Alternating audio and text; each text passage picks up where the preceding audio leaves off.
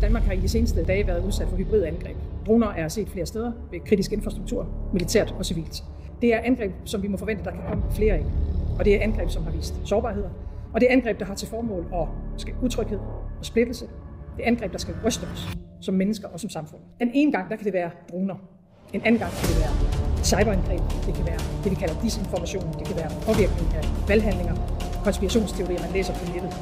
Men uanset hvilken metode vi kommer til at se, så er formålet det samme. Man ønsker at destabilisere vores samfund, og man ønsker, at vi ikke længere skal have tillid til vores myndigheder. But if it's alien origin, would they come out and tell you, or would they just like give out a statement like this one? If they know, that's what I mean. If they know, fuck, it's not Russian, it's not Chinese, it's none of that. Because when it happened in New Jersey, it was worldwide.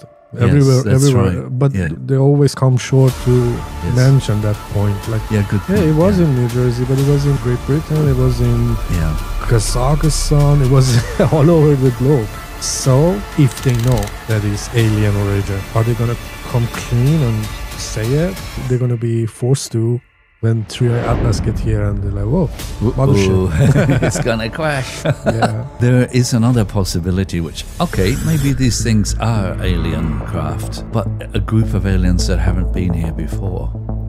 Because we